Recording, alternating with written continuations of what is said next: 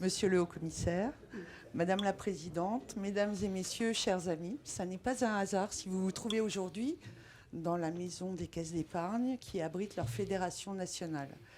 Pas un hasard puisque, comme vous devez le savoir, enfin du moins je l'espère, les caisses d'épargne sont un des acteurs majeurs de l'économie sociale et solidaire à 3 titres. Acteurs, financeurs et partenaires. Acteurs puisque les 15 caisses d'épargne régionales sont des banques coopératives et font donc à ce titre partie de la grande famille de l'économie sociale et solidaire, qu'elles regroupent 4 800 000 sociétaires et plus de 3 000 représentants de ces sociétaires qui sont élus, les administrateurs, qui assurent un lien étroit entre les caisses d'épargne et les territoires, faisant remonter les attentes et les besoins, ce qui est primordial. Financeurs, les caisses d'épargne sont le premier financeur privé de l'économie sociale et solidaire, et particulièrement des associations petites ou moyennes, dont l'action est si essentielle au quotidien et qui font souvent, on peut le dire, des miracles avec des moyens très modestes. À ce titre-là, je tiens à saluer plusieurs associations dont nous sommes partenaires et qui figurent parmi les lauréats de French Impact. L'association Envie Autonomie, Simon de Sirène et Voisin Malin. Bravo à ces 3 associations pour leur action au quotidien. Partenaires enfin, puisque seul on ne peut rien, et c'est avec d'autres qu'on peut faire beaucoup. Nous co-construisons avec les acteurs de l'ESS au quotidien des projets et au service des territoires. Avec plus de 600 associations, nous avons, à travers un dispositif inédit de microcrédit dont nous sommes opérateurs directs, contribué tous les ans à créer ou maintenir 8 000 emplois.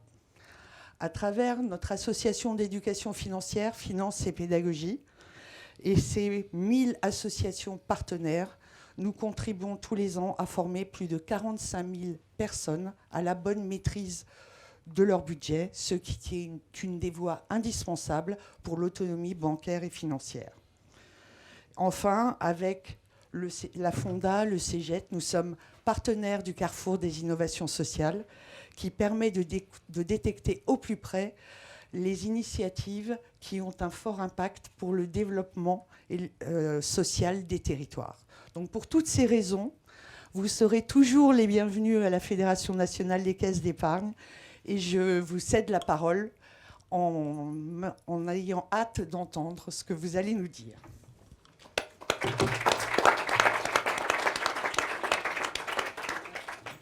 Merci infiniment Florence, et je le disais tout à l'heure, c'est grâce à vous qu'on arrive à peu près à s'en sortir financièrement à l'ORS, parce que voilà, vous nous ouvrez comme d'autres entreprises vos portes, et donc merci beaucoup de nous accueillir. Je salue la présence qui me fait très plaisir de Daniel Lebeng, président d'honneur de l'ORS. Merci Daniel d'être avec nous. Et puis j'accueille bien sûr Christophe Itier. Je suis très touchée que vous soyez là, Christophe, parce que vous avez un rôle là qui est en train de prendre en plus une tournure et une tonalité un peu différente par rapport à il y a un an encore. Vous avez été nommé, je crois, au commissaire en 2017. Vous occupiez avant un certain nombre de fonctions, mais notamment celle de présider le MOVE. Vous êtes un homme de l'économie sociale et solidaire. Et là, vous faites entendre une musique qui consiste au fond, en tout cas telle que je la comprends, à penser et à voir qu'il n'y a pas autant de frontières que cela entre le monde de l'ESS et le monde des entreprises qui s'engagent dans la RSE. Encore faut-il construire les passerelles grâce à un certain nombre de démarches que vous êtes en train de lancer. Donc on a vraiment impatience d'entendre tout cela, d'en savoir plus sur French Impact, d'en savoir plus sur 10% que vous venez de lancer. Pourquoi ce terme d'ailleurs? Parce que je trouve que voilà, il y a un petit côté très interpellant et vous allez nous expliquer pourquoi. Voilà, pour toutes ces raisons, on est très content de vous accueillir et encore une fois très très impatient de vous entendre. Bien, écoutez, merci.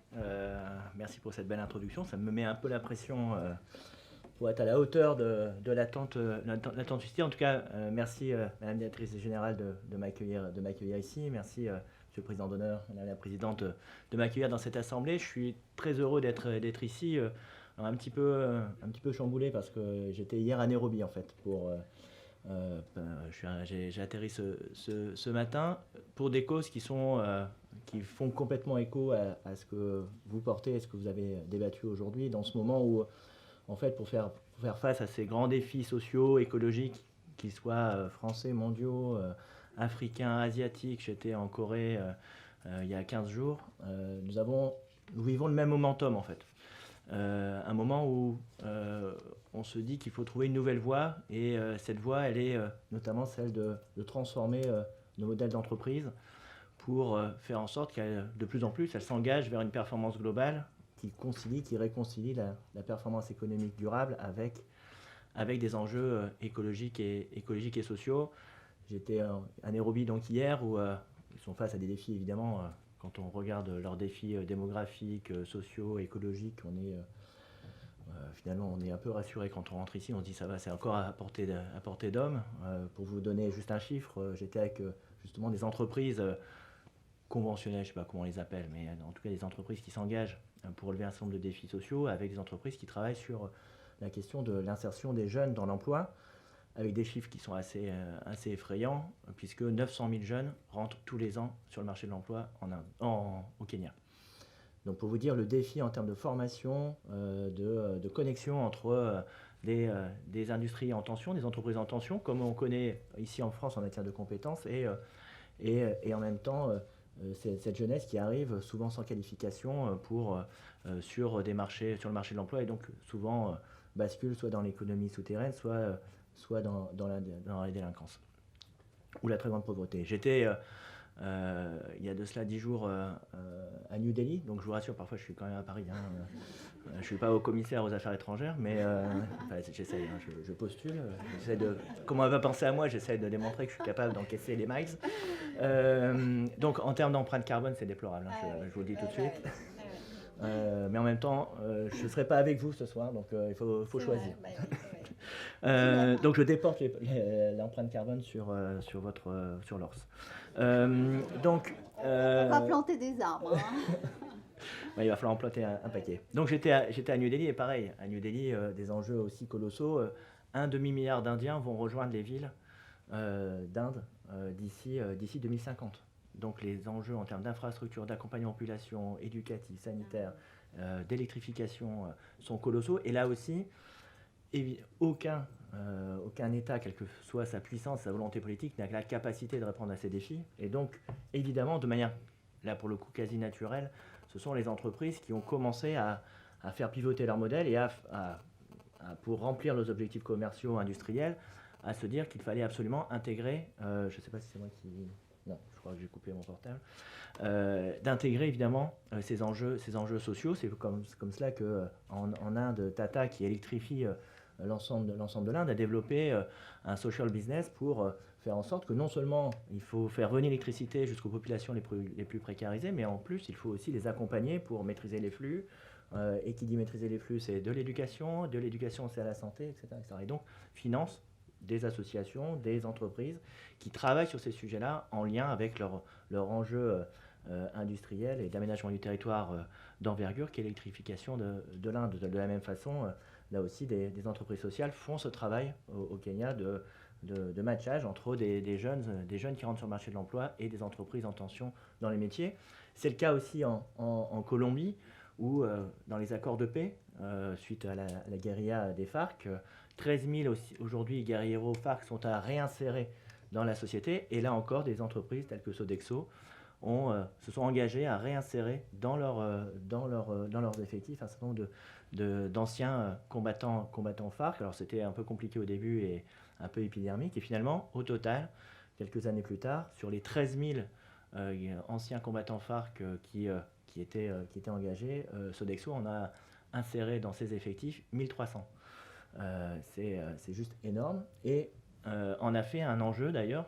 Au départ, c'était à bas bruit, évidemment, parce qu'il fallait, le pays était extrêmement sensible à cette question, et aujourd'hui, c'est un argument, c'est un levier de recrutement pour Sodexo en Colombie, et donc les collaborateurs qu'ils embauchent sont très soucieux de préserver ce programme. Donc tout ça pour vous dire qu'on va quand même revenir à notre beau pays, mais la question qui se pose à nous aujourd'hui de manière de plus en plus prégnante, et on vit ce momentum.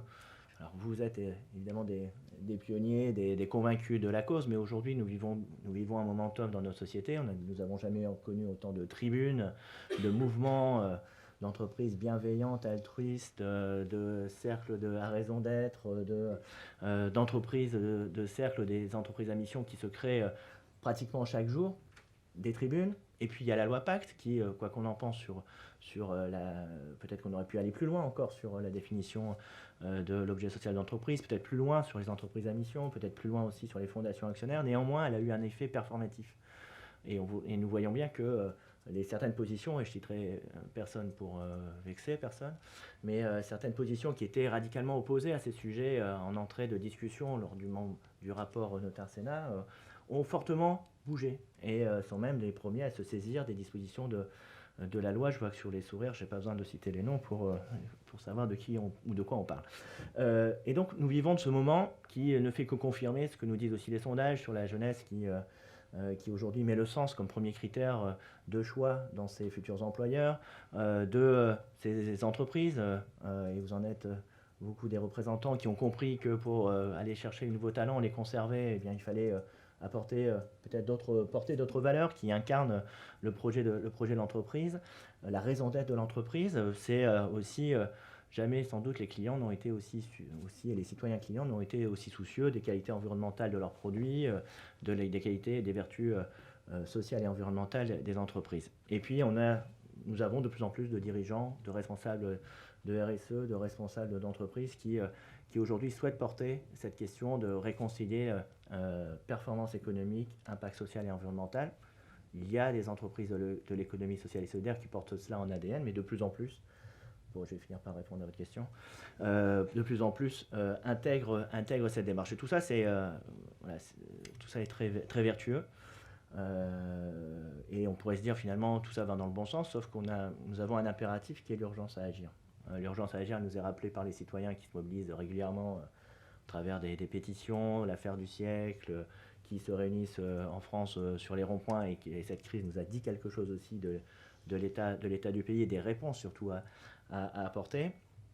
Et donc nous avons ce devoir de nous dire que finalement, sans doute que ça fait plusieurs années que vous réunissez, vous êtes toujours peut-être un peu plus nombreux, mais nous sommes quand même entre pionniers, entre convaincus. Comment nous faisons pour faire en sorte que ça ne soit pas juste une histoire de militants, de pionniers, mais que ça devienne la norme, et en tout cas qu'on y tende et vite, parce que nous avons des défis écologiques et sociaux qui sont urgents, et que ces défis sociaux et écologiques, s'ils ne sont pas résolus, et on l'a vu à travers la crise des Gilets jaunes, conduisent de manière aiguë aussi à une crise démocratique, une crise politique. Et donc si nous croyons au vivre ensemble, pour reprendre une expression peut-être un peu galvaudée, mais quand même qui veut bien dire ce qu'elle veut dire, si nous croyons en tout cela et si nous voulons être à la hauteur, c'est bien en essayant d'accélérer cette dimension, et donc à la fois effectivement ne plus rester dans des frontières, des héritages qui nous enferment, et se dire que finalement l'essentiel c'est est-ce que nous trouvons ou pas des solutions à nos problèmes communs, et comment nous bâtissons des nouvelles alliances.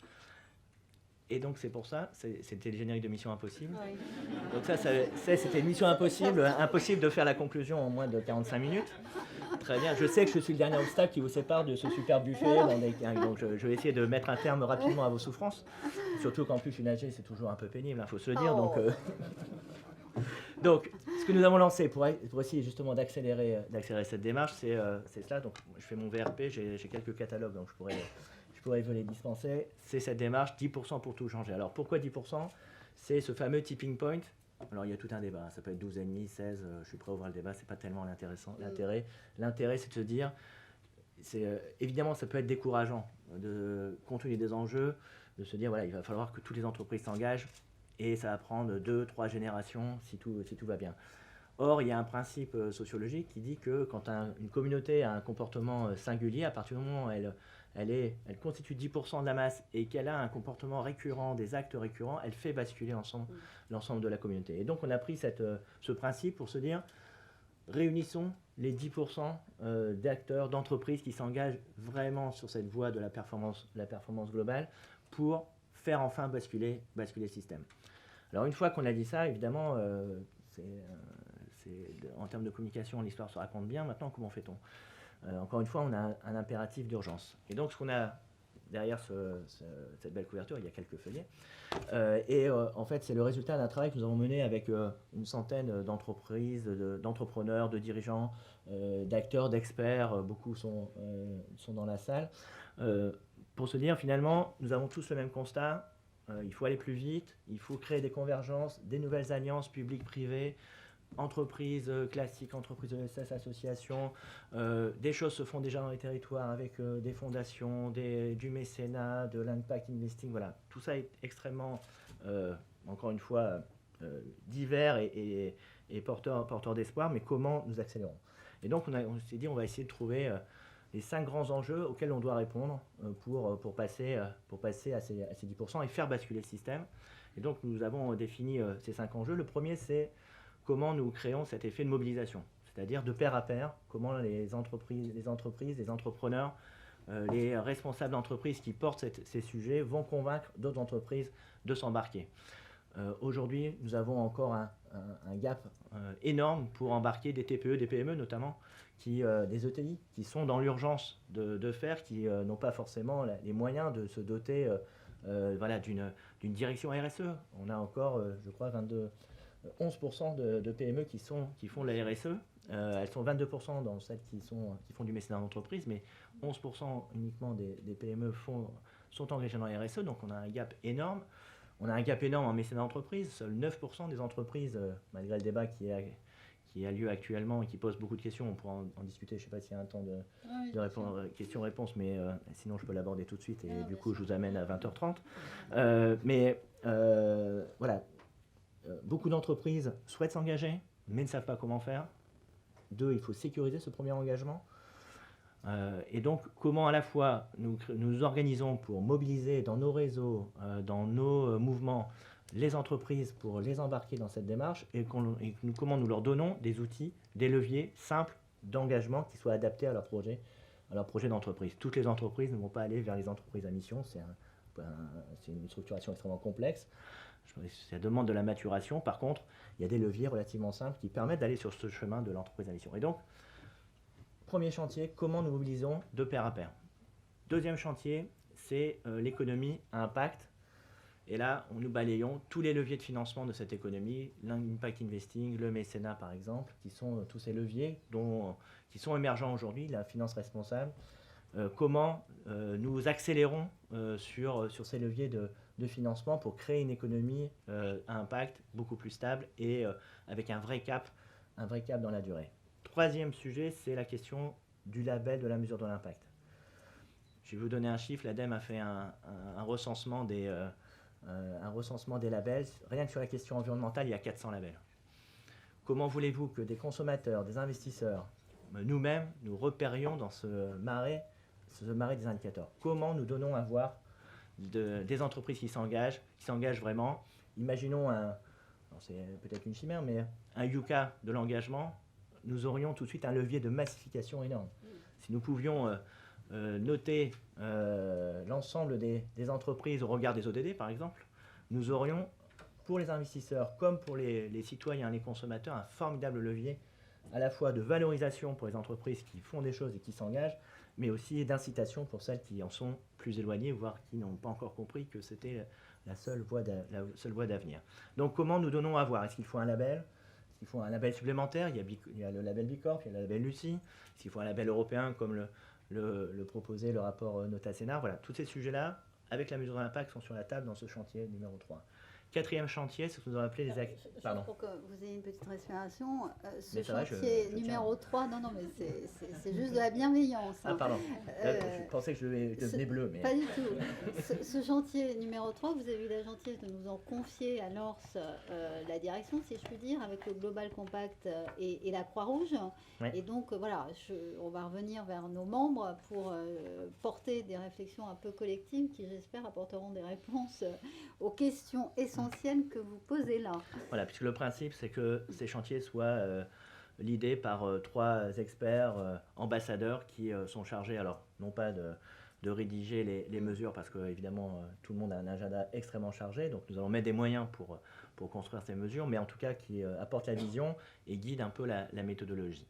Donc ça c'est pour le troisième chantier. Quatrième chantier, c'est ce que nous avons appelé les activistes corporate. Donc ce sont l'ensemble des parties prenantes de l'entreprise. Bien souvent, et je pense que je parle en présence d'hommes et de femmes qui ont vécu le sujet, ces sujets sont très hommes ou femmes dépendants. C'est-à-dire que ce sont des dirigeants d'entreprises, des dirigeants de RSE, de membres de COMEX qui portent cette question-là de manière militante et pionnière. Et bien souvent, ou parfois, en tout cas, c'est quand même un sujet de fragilité dans l'entreprise. Quand la personne quitte l'entreprise, quand il y a un changement de dirigeant, souvent cette question peut être moins portée. Donc comment nous en faisons un élément structurel et structurant de l'entreprise parce que nous allons embarquer l'ensemble des parties prenantes internes de l'entreprise. Et ça, c'est un des sujets de ce chantier numéro 4, le sujet sous-jacent étant comment aussi nous formons désormais l'ensemble des cadres dirigeants, des cadres intermédiaires, l'ensemble des jeunes générations qui rentrent dans les cursus d'économie à cette performance globale. Ça, c'est pour le quatrième chantier. Et le cinquième, ce sont les territoires, parce qu'évidemment, ces alliances s'inscrivent, je parle en présence de Charles-Henri Annecy, qui a fait une étude avec le MEDEF d'ailleurs sur la question de la RSE territoriale, comment nous travaillons cette question. Charles Benoît, pardon. Je reviens de Nairobi. Non, mais c'est bien pour ça que Hakuna Matata. je vous aide. Pardon. Qui est d'ailleurs un des pilotes de ce chantier numéro 5, donc autour des nouvelles alliances territoriales, comment, avec les entreprises qui sont dans les territoires, qui sont sur un capitalisme lent de territoire, nous travaillons cette question des alliances. Donc ce sont les 5 grands enjeux, et donc à charge à ces 3 pilotes sur chacun des 5 enjeux de définir les énigmes auxquelles il faut répondre de manière urgente. L'idée, c'est pas de faire un énième rapport scientifique sur le sujet. Je pense que nos armoires sont pleines de ces sujets-là. C'est de se dire quelles sont, j'aimerais, si c'est possible, les 5 mesures par grand chantier qui sont structurantes, qui peuvent faire changer complètement la donne. Alors ça peut être des choses d'organisation, de mobilisation, ça peut être évidemment des enjeux de fiscalité, des enjeux de réglementation, de loi. Tout ça est sur la table, mais comment nous créons d'ici l'automne 2019 un choc de l'engagement des entreprises et nous donnons un cap et une perspective. Et notre volonté, en tout cas au ministère de la Transition écologique et solidaire, qui est un ministère de la transformation, c'est de catalyser cette démarche, de faire en sorte que vous ayez, vous, dirigeants d'entreprise,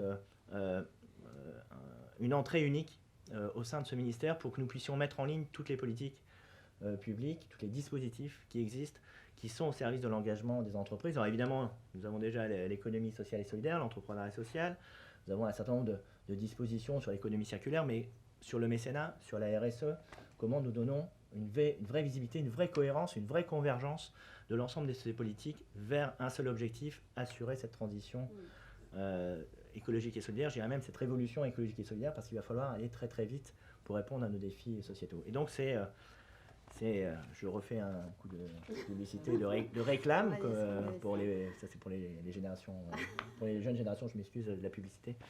Et donc voilà, cette démarche évidemment elle est impulsée depuis le ministère de la Transition écologique, depuis le Haut Commissariat. Elle est évidemment collective. L'État doit être facilitateur dans ce sujet, doit créer les conditions de sécurisation, de visibilité pour les entreprises, mais ce sont les entreprises qui, de pair à pair, peuvent faire cette contamination positive pour que nous puissions réellement changer la donne. Et donc, voilà ce qui est ma mutation depuis un an, mon chemin en tout cas, de me dire que depuis mon portefeuille original, qui est l'économie sociale et solidaire, nous devons embrasser beaucoup plus large si nous voulons être à la hauteur des enjeux qui nous sont communs. En tout cas, c'est un premier pas vers de la transversalité à l'intérieur même de l'État. Et moi, j'ai du coup assisté à votre soirée de lancement de cette mécanique. Et vous étiez aux côtés aussi du patron du CGDD. Oui. Donc voilà, parce que vous avez devant vous un corps social, j'ai envie de dire, qui était très impatient aussi depuis des années d'une plus grande transversalité au sein même de l'État. On s'est toujours demandé au fond pourquoi le développement durable n'était pas quelque chose qui était abrité dans l'ensemble des ministères. parce que c'est quand même plus facile pour aller dans le sens de la transformation dont vous parlez. Donc ça, moi, c'est la première chose qui me frappe et j'espère que ça va vraiment enclencher là-dessus. La seconde chose, c'est que vous proposez une vision assez radicalement nouvelle de l'ESS, c'est-à-dire que vous faites le lien entre environnement et social dans la manière dont vous en parlez. Et ça, moi, je trouve que c'est très neuf parce qu'on avait plutôt l'habitude d'appréhender cet univers comme étant dans le social, alors que là, vous dites, au fond, tout est lié et vous avez raison. Et puis, troisième, et du coup, tout ça contribue à faire transformer le modèle économique. C'est-à-dire, il n'y a pas l'ESS qui est posé à côté, j'ai envie de dire, et je ne dis pas en mauvaise part, mais il y a bien au contraire des chemins et des liens qui sont en train de se construire entre les différents types d'univers. Et là aussi, je trouve que c'est très positif si ça marche. Et troisième remarque, c'est que du coup, tout cela aussi dessine un rôle de l'État extrêmement différent. Vous utilisez souvent ce mot de facilitateur. Au fond, ça veut dire quoi ?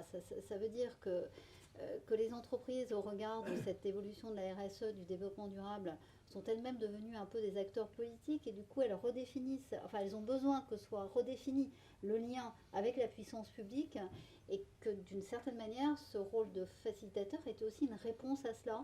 Ça, j'ai aussi envie de vous entendre. Et puis après, évidemment, tout le monde pourra poser ses questions. Je n'ai pas le monopole des questions. Alors, je crois qu'il y avait 4 questions. Première question sur l'interministérialité et cette convergence. Alors, nous ne sommes qu'au début de la démarche. Évidemment, derrière tout ça, vous imaginez que ça ne se fait pas à la fleur au fusil et que ça demande des arbitrages politiques puissants. Et si nous avons un ministère de la transition écologique et solidaire qui est piloté par un ministre d'État, deuxième numéro 2 du gouvernement, l'enjeu c'est de peser sur ce choix, sur des politiques qui parfois sont... tout ça n'est pas sur les réseaux sociaux, j'espère. Voilà, parfois vous pouvez vous demander, mais qui est notre interlocuteur, quel est le cap, quelle est la vision, comment ça correspond, ce qui est porté... du côté de Bercy, comment ça rentre en convergence ou pas de ce qui est porté dans des ministères thématiques.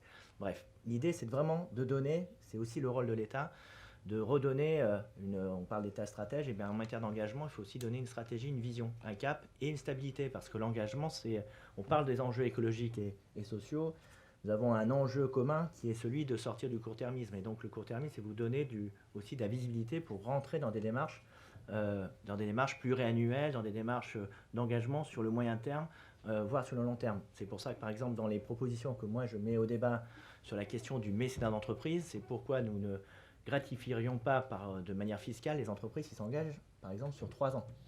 Ça donnerait de la visibilité aux opérateurs associatifs qui bénéficient de ce mécénat, et en même temps, ça stabiliserait les politiques de mécénat des entreprises. Voilà, par exemple, un des sujets sur lesquels on peut travailler. Donc, cette notion de transversalité et de polarisation sur un seul ministère, c'est vraiment d'abord un projet politique, donner un cap, et après, ça va être un combat. Et ce combat, c'est pour ça que c'est important qu'on l'emmène ensemble. Parce qu'évidemment, la vision que nous allons porter peut avoir des détracteurs, y compris au sein du cercle politique. Si les entreprises disent, nous, on souhaite avoir la visibilité, avoir une vraie convergence, arrêter d'être ballottés, et c'est plutôt dans ce ministère que ça doit se passer, évidemment, ça va aider. Deuxième sujet, rappelez-le-moi. Deuxième sujet, cette vision syncrétique, environnement, social, au sein de l'ESS. En fait, l'ESS était depuis longtemps engagé sur les questions environnementales, parce que Emmaüs a été l'inventeur de l'économie circulaire. Donc, cette économie sociale et solidaire a été souvent, c'est vrai, cantonnée, ou en tout cas, l'image qu'elle en donnait, c'était plutôt sur des enjeux de médico-social, de social, parce que c'est la majorité des entreprises qui sont constitutives de ce secteur. Mais ce secteur couvre tous les champs de l'agriculture vertueuse, des circuits courts, des questions de transition énergétique. Tout ça est vraiment consubstantiel de l'économie sociale et solidaire, et donc sur ce volet je serais plus réservé, mais aussi c'est aussi aux acteurs et à nous de parler différemment de ces enjeux, mais en tout cas la question environnementale était toujours extrêmement prégnante. Troisième question. Les nouveaux rôles finalement entre entreprises qui sont rentrées dans la RSE et l'État. Alors, En fait, donc quand je dis l'État facilitateur, Ouais. je vais vous donner des exemples. Par exemple, nous avons lancé cette bannière qui s'appelle French Impact, qui est le pendant en fait de la French Tech pour l'innovation sociale. En tout cas, c'est son ambition. Et un des enjeux de l'innovation sociale, c'est notamment le financement des entreprises. Le financement des entreprises innovantes, de la start-up au changement d'échelle. Et donc, nous essayons de lancer des fonds d'investissement privés qui viennent financer ces start-up, mais qui nous disent, nous, on veut s'investir sur ce sujet-là pour des tas de raisons, y compris de conviction, mais aussi parce que ça crée de l'emploi, parce que ça répond à des solutions, et on voit bien aujourd'hui, mais ils nous disent, voilà, nous, sur notre modèle d'investissement, c'est compliqué parce que c'est des entreprises qui pivotent beaucoup dans leur modèle, qui sont complexes, qui atteignent une maturité économique beaucoup plus tardivement. Et donc, il nous faut nous aider. Et donc, ce que l'on fait en tant qu'État facilitateur, au-delà de créer cet écosystème French Impact, donc en labellisant des projets ou des entreprises, et donc de sécuriser les investisseurs, nous finançons par exemple l'accompagnement de ces entreprises pour que les investisseurs soient sécurisés et que voilà, il n'est pas à investir dans ce volet d'accompagnement qui est très très chronophage pour ces structures. Donc c'est être facilitateur, c'est avoir un autre rapport aussi à la réglementation et à la norme. Nous avons lancé dans le cadre de French Impact un guichet au sein de France Expérimentation pour permettre ces périodes d'expérimentation pour les entreprises innovantes. C'est un dispositif qui permet, vous êtes entrepreneur social, vous avez une innovation et vous êtes freiné. Alors pour le coup, dans l'économie circulaire, ça va très très vite. On vient très vite taper des normes et des réglementations. Vous avez un souci de développement de votre projet parce que la réglementation aujourd'hui n'est pas adaptée. Ce dispositif, ce guichet dédié, permet d'ouvrir une période d'expérimentation de 6 ou 9 ans, soumise à évaluation dans un cadre défini. Et si l'évaluation est positive, alors on bougera la norme. Mais comme ça ne suffit pas, parce que ce que nous dit aussi France Expérimentation, c'est que sur 100 chefs d'entreprise qui se disent freinés par la règle ou la loi, pour un tiers à 40% des cas, ce frein peut être levé à droit constant. C'est-à-dire que ce n'est pas une question d'inadaptation de la réglementation ou de la norme, c'est juste la surinterprétation, la malinterprétation, bref, le rapport de l'administration au risque et à l'innovation. Et donc c'est à la fois rassurant pour notre réglementation, par contre c'est un vrai sujet culturel, donc c'est aussi plus compliqué à déverrouiller. Et donc nous avons lancé un réseau de hackers publics qui vise justement alors ce sont des hauts fonctionnaires qui sont logés dans les ministères, dans les préfectures, qui ont pour mission de créer ces circuits courts, de déverrouiller très très rapidement ces freins réglementaires qui n'en sont pas en fait. Et donc c'est par exemple voilà, un exemple d'état facilitateur, mais je pourrais vous en donner d'autres exemples. Merci beaucoup, Christophe Itier. Je passe la parole à la salle parce que je suppose que vous avez plein de questions. Juste une petite remarque quand même. Quand j'ai préparé tout cela, toute cette intervention, je suis allée tout simplement sur le site internet et j'ai tapé 10% Christophe Itier. Alors, on arrive tout de suite uniquement sur Sur moi. Non, sur l'émission de télé. Ouais. Vous savez, la série 10%, qui est très sympathique. Mais en même temps, il faudrait faire remonter votre référencement. Non, mais alors, tout ça était là. Alors d'abord, on a eu un vrai débat sur le hashtag, donc on l'assume complètement. C'est pas une erreur, on l'avait bien vu. Et on s'est dit finalement, on va essayer de faire un placement produit dans la série télé. Que je n'ai pas vu d'ailleurs, je serais incapable de dire de quoi ça cause. Alors si c'est très sympa, c'est encore mieux. Tout ça est évident. En fait, pour tout vous dire, nous avons lancé cette démarche de manière tout à fait plus à l'instinct, même s'il y a une vision politique évidemment, à l'instinct. Au mois de mars, j'avais organisé quelques petits déjeuners d'entrepreneurs, d'acteurs engagés. Vous avez participé, mais vraiment sur un format très restreint. Et au départ, j'avais fait 2 formats, 2 petits déjeuners. Nous étions 10-12 autour de la table, et l'idée, c'est d'avoir un échange assez direct sur comment vous sentez les choses, un partage de.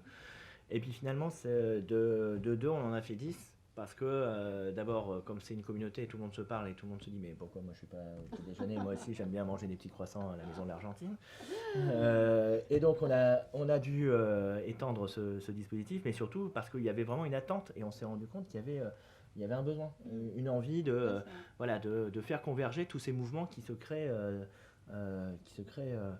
encore une fois quasiment quotidiennement, et surtout de se dire, sortons de nos cercles d'initiés, de convaincus, de militants, de pionniers, et essayons vraiment de passer à l'échelle. Et donc, du coup, de ces petits déjeuners, voilà, c'est le résultat sans les miettes de croissant de ce que nous sommes dit ce jour-là, et en gros des priorités que nous sommes données pour agir. Hein. L'idée, c'est vraiment d'agir et d'aboutir, encore une fois, à l'automne 2019, à des mesures concrètes, à des actions concrètes à déployer. Alors, pour certaines, évidemment, seront à court terme. Il faut des mesures à court terme pour avancer très vite, mais aussi des choses qui seront des combats sans doute de moyen, voire de long terme, mais en tout cas d'avoir ces grands axes. Et vraiment, l'enjeu, c'est de le porter au plus haut niveau de l'État, puisque vous le savez, le président de la République a lancé une démarche qui se dénomme d'abord les entreprises s'engagent, qui aujourd'hui consiste notamment à mobiliser les entreprises sur des grandes causes de l'apprentissage, de l'insertion des jeunes. Et on se dit que finalement, cette démarche, c'est pour les entreprises qui veulent encore aller plus loin, qui au-delà de s'engager sur ces causes, et c'est essentiel, veulent changer complètement le modèle et faire en sorte d'intégrer ces enjeux environnementaux et sociaux à leur modèle économique. Et donc, tout cela sera porté, encore une fois, au plus haut niveau de l'État, parce que je pense que la France a des choses à dire aussi en Europe et dans le monde sur ce sujet. Sylvain. Monsieur le commissaire, bonjour. Je suis Sylvain Lambert, je suis vice-président de l'ORS et associé chez PwC. Vous parliez des PME tout à l'heure. Et d'abord, je vous engage à regarder une étude de l'ORS excellente sur la RSE dans le financement des TPE et PME. Et notamment dans cette étude, nous y avons vu qu'il y a un certain nombre d'acteurs du monde de la finance, des banques, des assureurs, mais aussi des sociétés de capital investissement qui, en investissant de la start-up, en moyenne, ils vont de la start-up à l'ETI française, donc on passe par toutes les tailles d'entreprise, eh bien, ont de plus en plus, pour des tas de raisons d'ailleurs, des critères RSE. On le voit même arriver dans le financement. Et ma question, c'était comment l'État regarde cet univers de la finance, en particulier les fonds d'investissement, comme un éventuel moteur, ou pas d'ailleurs, de l'accélération de la prise en compte de la RSE dans les PME. Et une mini-remarque pour terminer, on trouve beaucoup, en fait, nous observons beaucoup de PME engagés sur ces sujets, mais qui ne le savent pas. Donc effectivement, peut-être s'ils répondent à des questions, faites-vous de la RSE, ils vont vous dire, ah ben non, pas du tout, c'est un truc trop compliqué. Bien sûr. Et puis si vous allez sur les sujets très directs qui les concernent, en oubliant le mot RSE, vous allez en trouver plein qui vous disent, on en faisait.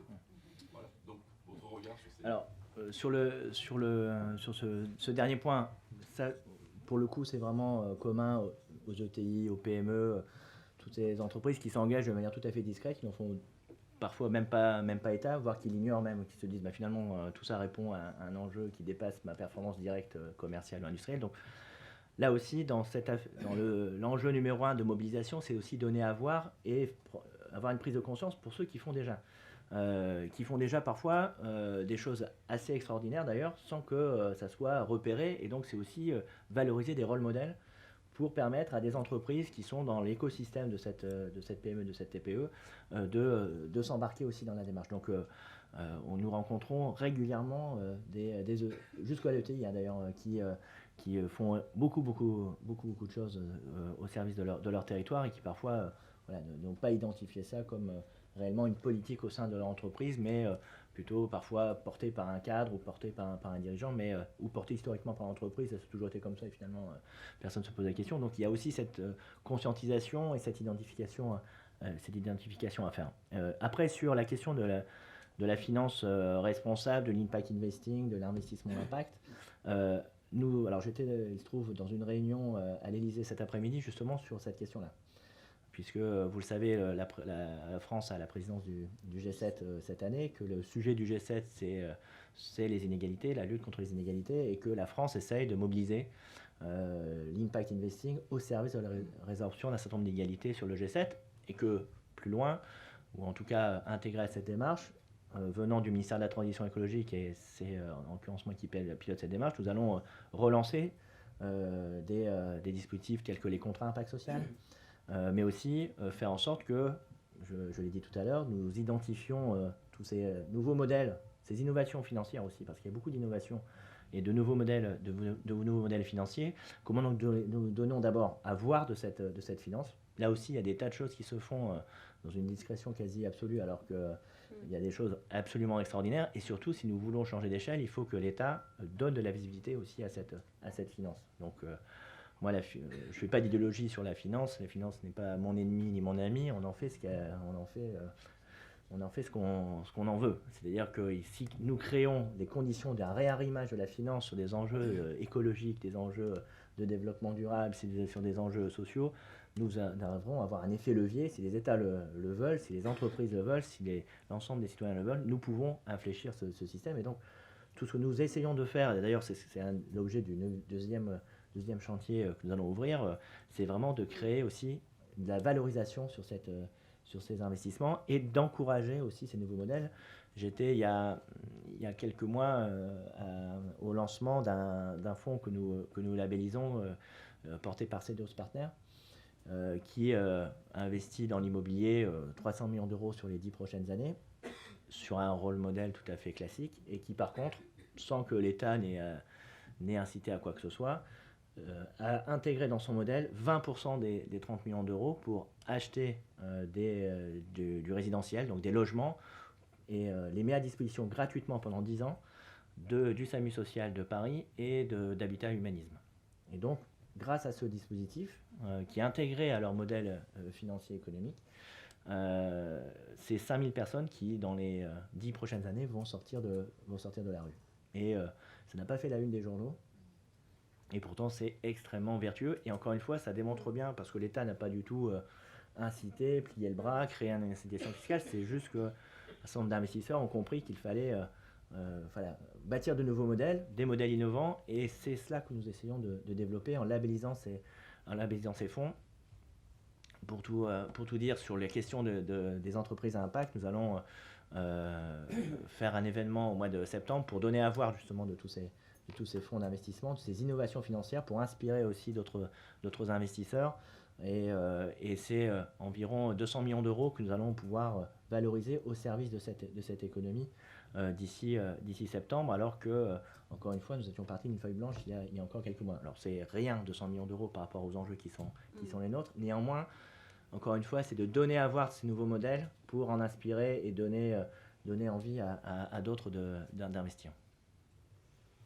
Merci beaucoup.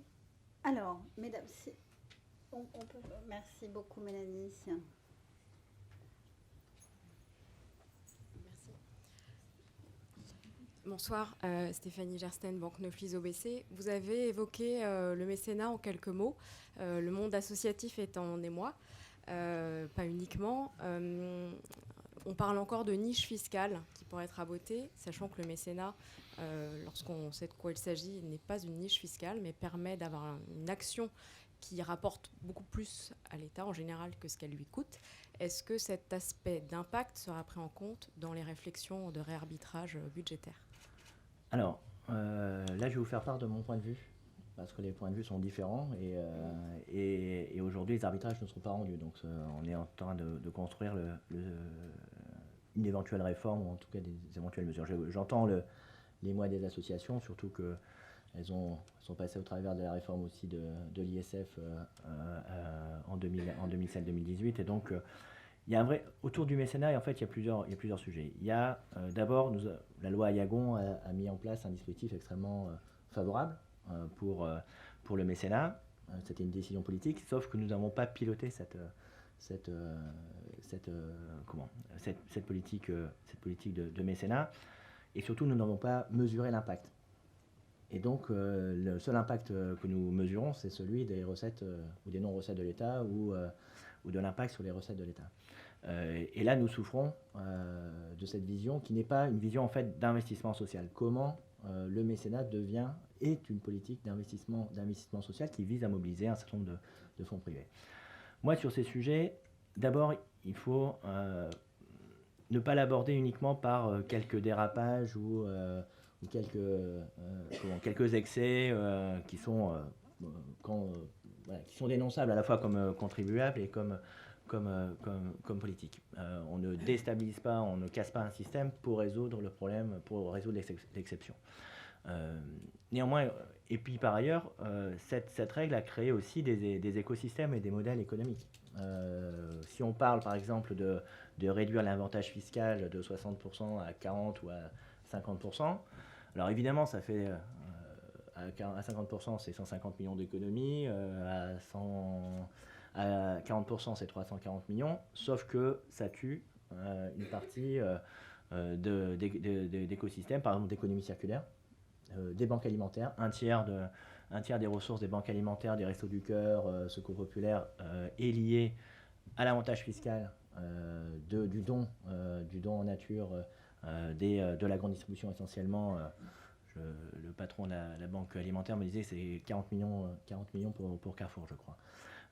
Donc, dans cette manne du mécénat, qui s'est structurée de manière très concentrée, 96% du mécénat et du mécénat de TPE-PME et 0,3% des grandes entreprises, sauf que ce 0,3 pèse 57% du montant global. Mais derrière ça, il faut différencier déjà le type de mécénat entre le mécénat financier, le mécénat en nature.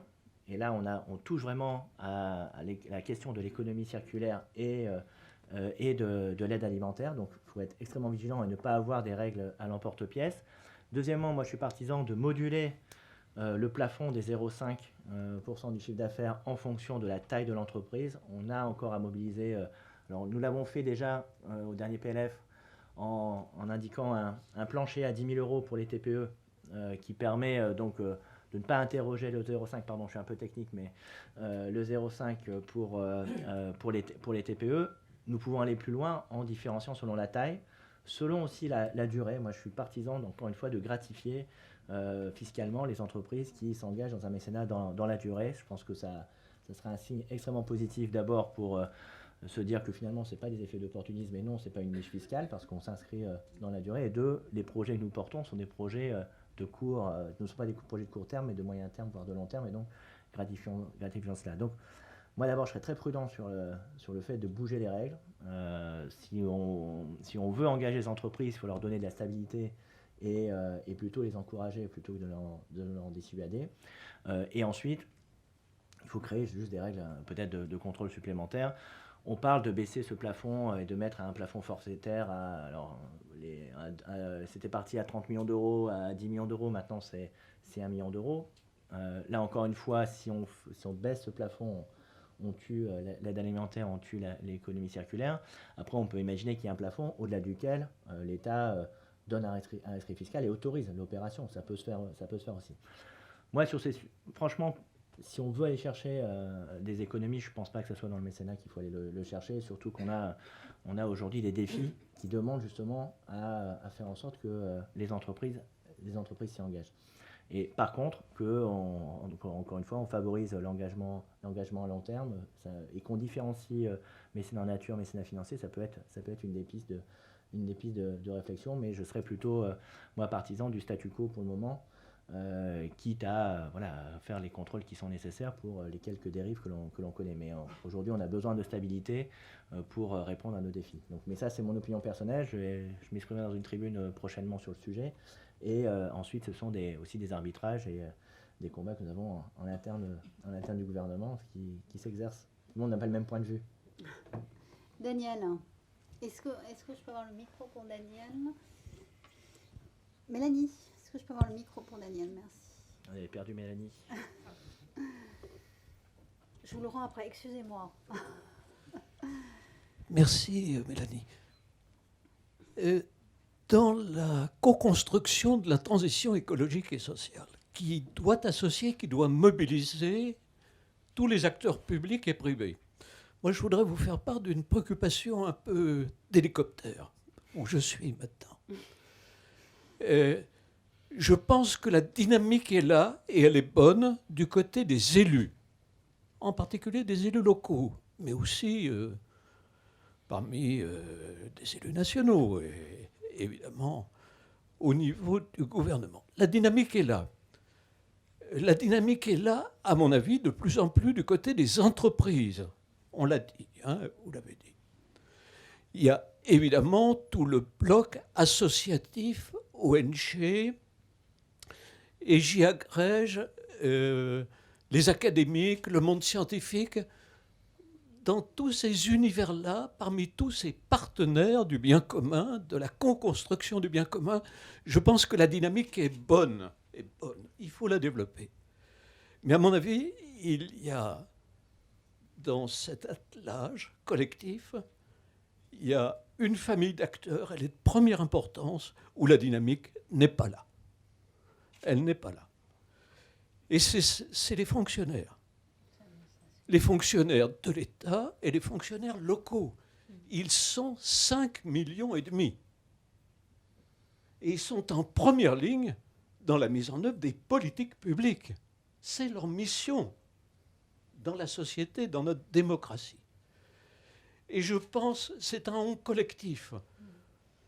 On n'a pas jusqu'à présent su trouver les mots, les actes, pour eux aussi les mobiliser.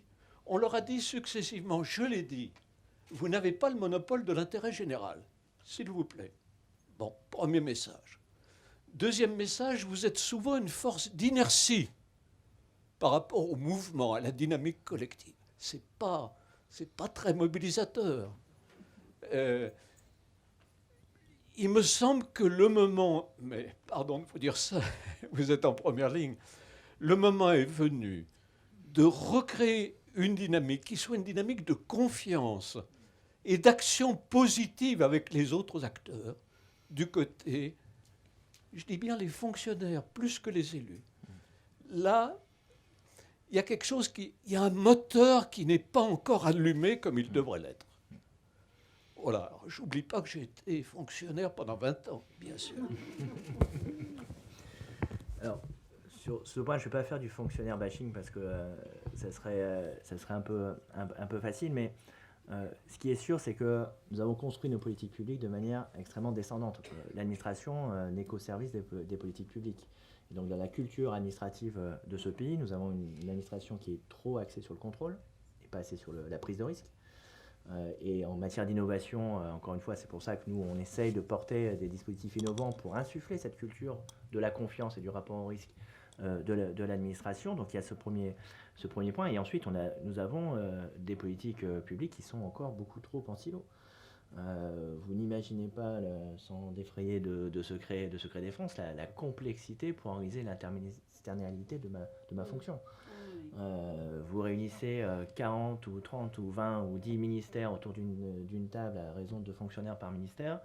C'est des réunions extrêmement complexes, chacun étant défendant sa conception.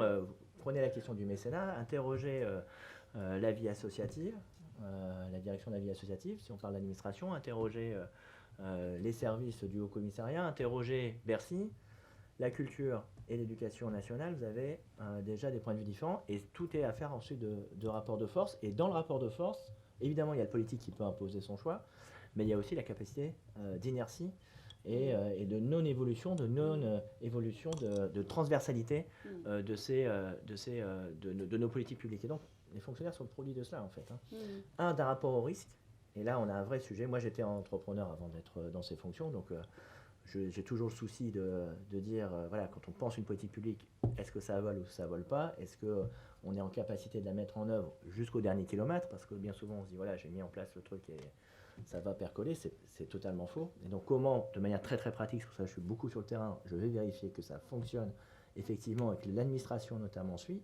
Donc, c'est un travail de fond sur le plan culturel, mais après, c'est aussi comment nous essayons, et c'est l'objet de ce ministère de la Transition écologique, c'est un travail de titan, de créer une vraie transversalité. On y gagnera parce que nous aurons des intérêts communs et pas particuliers en fait. L'intérêt général s'exprime de manière particulière dans l'administration.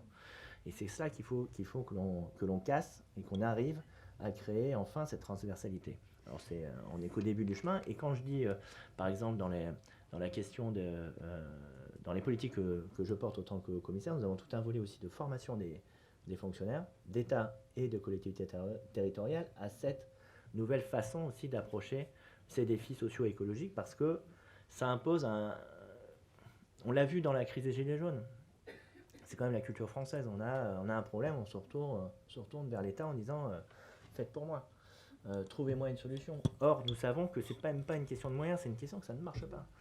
Ça ne marche pas, ça fait des années qu'on mobilise, je ne vais pas reprendre une autre expression présidentielle, un pognon de dingue, mais on dépense beaucoup d'argent et on met beaucoup d'intelligence collective sur un certain nombre de nos politiques publiques, sur le chômage de longue durée, sur le chômage des personnes en situation de handicap, le décrochage scolaire, etc., etc. Ce sont des sujets récurrents. Certes, aujourd'hui, la situation, la conjoncture fait que ça va mieux sur le champ de l'emploi, mais nous butons depuis des années sur ces sujets-là. Or, il y a des entreprises qui s'associent avec des associations, avec des coopératives, avec des fondations et qui trouvent la politique du dernier kilomètre qui fonctionne. Et donc l'État doit être, et les collectivités territoriales doivent être à l'écoute de ces solutions qui fonctionnent pour créer un écosystème bienveillant, c'est-à-dire créer la confiance. Mais c'est un chemin, voilà, ça va être très très long parce que c'est culturellement très ancré dans notre culture aussi. Quand on parle du mécénat par exemple, on a bien vu au moment du débat sur, de la générosité sur Notre-Dame, on a eu tout et son contraire. Dans la même soirée, on avait waouh, l'effet waouh d'avoir mobilisé autant de millions d'euros, de centaines de millions d'euros en si peu de temps, puis de dire mais c'est quoi ces salauds de riches ou ces salauds d'entreprises, pardon l'expression, qui défiscalisent. Et puis ça veut dire que l'État est défaillant, il n'est pas capable de faire le taf d'intérêt général pour un patrimoine. Et en même temps, à la fin, c'est pourquoi on mobilise autant d'argent pour de la pierre alors que sur des questions écologiques et sociales, nous ne sommes pas en capacité de faire de même. Donc on voit bien que tout ça, cette vision de l'intérêt général demande de bouger des lignes de manière culturelle, de la place de l'entreprise, de la place de l'État. Pour les entreprises, c'est idem. Nous avons aussi encore des dirigeants d'entreprise qui nous disent tout ça, c'est pas mon sujet. Moi, je crée de la richesse, charge à l'État de réguler tout ce bidule. Donc, c'est un changement. On est à un changement vraiment de culture et on est en train d'inventer, peut-être maladroitement, avec des imperfections, un nouveau modèle de croissance plus inclusive, plus respectueuse de l'environnement, mais ça demande à chacun de bouger des lignes financiers, économie, entreprises, État, collectivités, associations aussi qui doivent aussi bouger leur modèle. Mais si je formule un peu différemment la pensée de Daniel, le premier point là, de mobiliser du 10%, mobiliser les pairs et par les pairs, pourrait aussi s'appliquer à la population des fonctionnaires. Et moi, ce qui me frappe pour vivre ce sujet pleinement souvent, notamment dans le modèle de l'économie circulaire, les acheteurs publics sont très malheureux. Très, très malheureux. Parce qu'ils sentent bien qu'ils sont... Voilà, ils n'ont pas les moyens pour aller dans cette direction-là. Ça n'est pas leur culture. On ne leur a pas donné les outils. Et donc, du coup, ils ne favorisent pas, notamment dans un certain nombre d'appels d'offres, des choses qui, pour autant, ils en entendent du bien en termes d'impact. Et donc, ils sont un peu dans des effets de ciseaux en ce moment que je trouve, d'un point de vue personnel, très compliqué à vivre. Donc, et s'il n'y aurait pas peut-être le moyen d'identifier certaines catégories de fonctionnaires, parce qu'évidemment, après, ça devient immense, mais déjà, en ciblant des acteurs qui sont à la confluence de l'ensemble de ces sujets, donc notamment les acteurs publics. Moi, je trouve qu'il y aura peut-être une idée là que vous pourriez porter dans votre sens de la mobilisation actuelle. Moi, je vous vois bien prendre le lead là-dessus, là. Non ? Ça commence à te battre, j'arrive.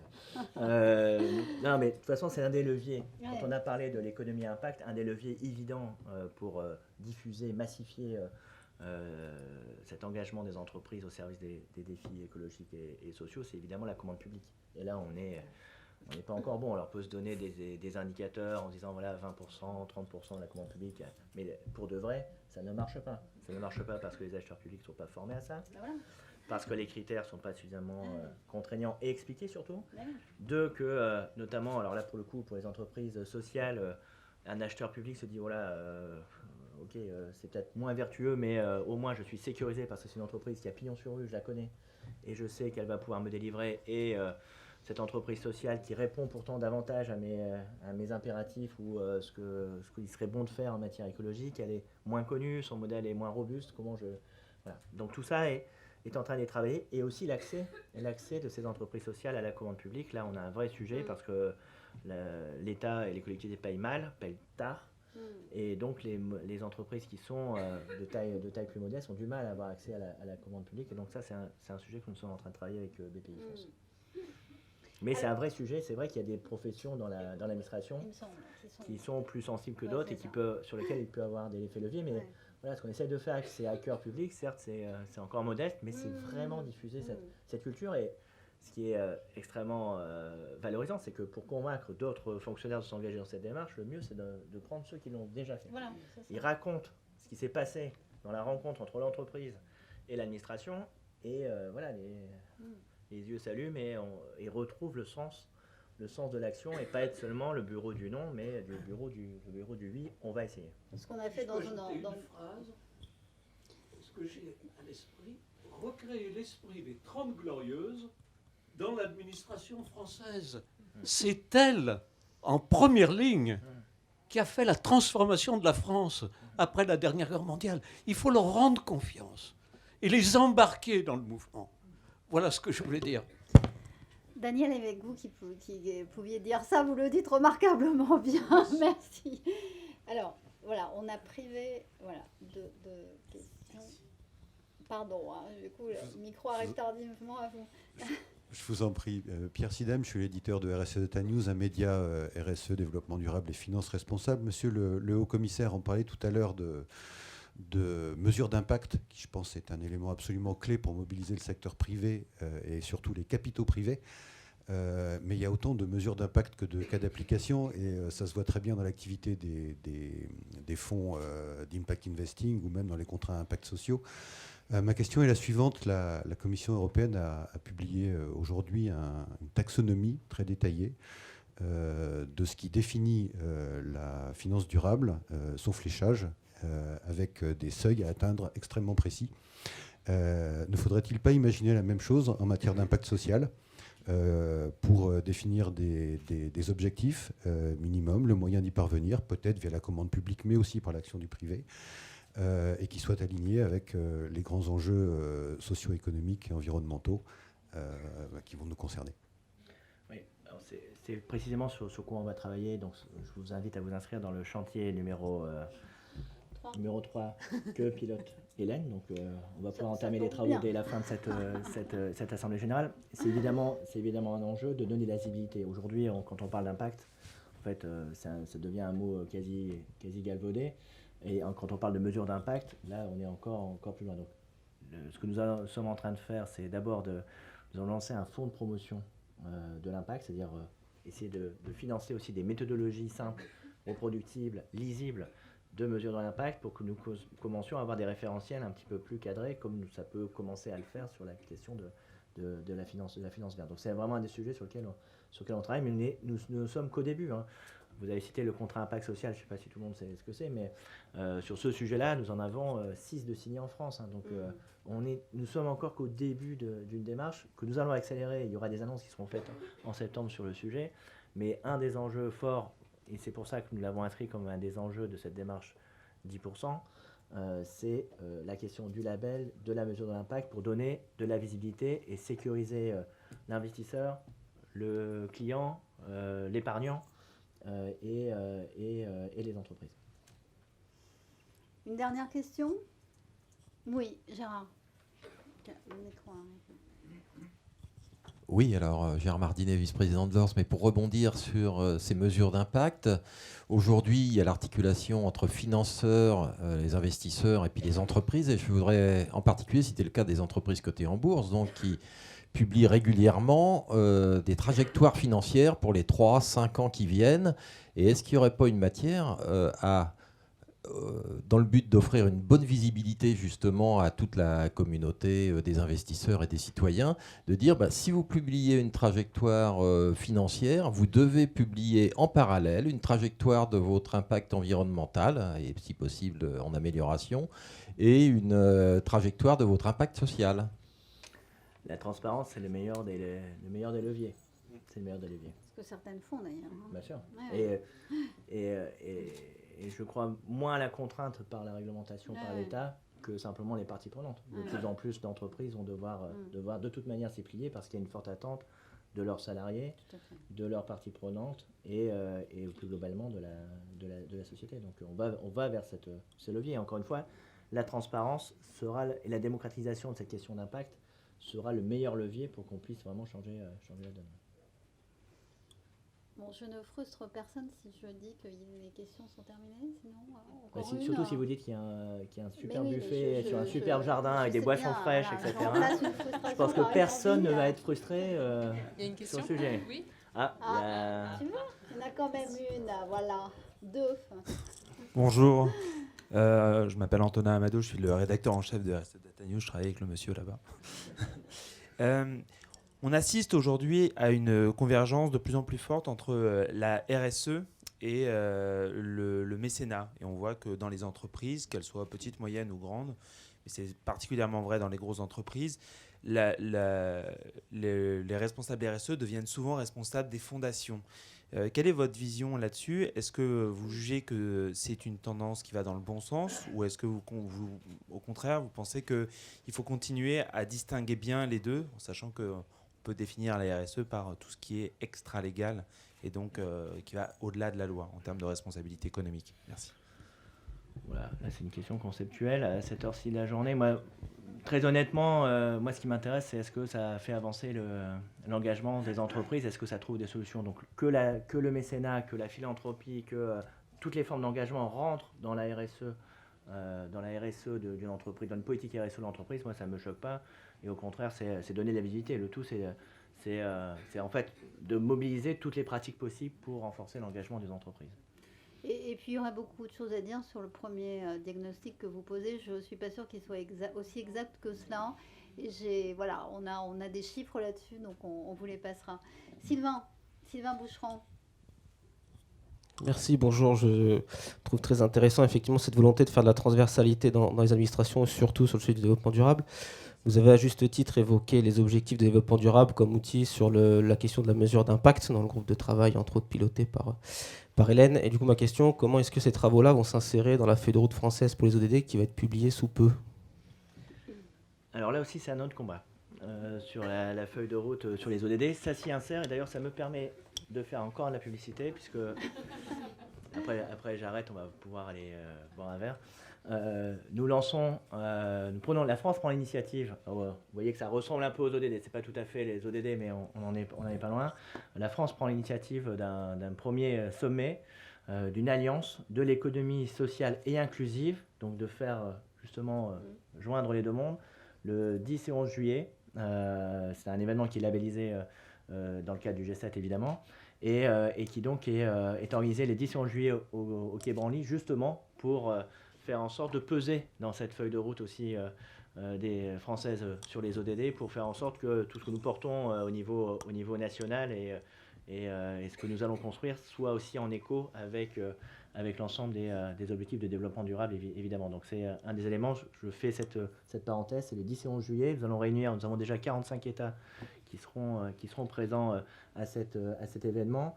L'idée, c'est à la fois de porter cette ambition d'une économie plus inclusive, plus respectueuse de l'environnement et socialement, au plus haut niveau de l'agenda international, notamment en ayant pour objectif d'une résolution aux Nations Unies à l'horizon 2020, mais aussi de faire en sorte de travailler sur l'ensemble des leviers de croissance de cette économie, et donc de parler à l'échelle planétaire de l'impact investing, des nouvelles alliances stratégiques, de la mesure de l'impact, de la convergence entre innovation technologique et innovation sociale, bref, de tous ces sujets qui font que demain nous trouverons des solutions à nos grands défis planétaires. Et donc vous êtes cordialement invités à ce sommet qui aura lieu donc le 10 et 11 juillet au Quai Branly. Merci pour cette invitation. Merci infiniment Christophe.